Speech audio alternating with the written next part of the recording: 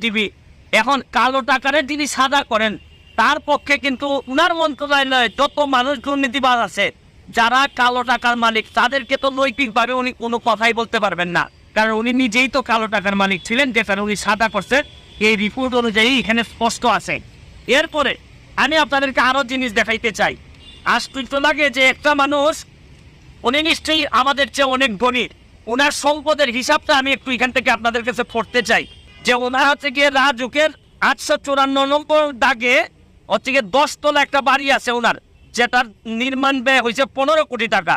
তোপখানা রোডে ওনার হচ্ছে গিয়ে 2টি অফিস স্পেস, তারপর হচ্ছে গিয়ে জমি হচ্ছে গিয়ে অনেক অসংখ্য জমির মালিক, তারপর রাজধানীতে 4 শতাংশ জমিতে একটি বহুতল পাকা বাড়ি যার মূল্য কয়েক কোটি টাকা। তারপর হচ্ছে গিয়ে আপনার পাইকপাড়ায় কেয়ারি বুরুজ ভবনে একটি ফ্ল্যাট আছে।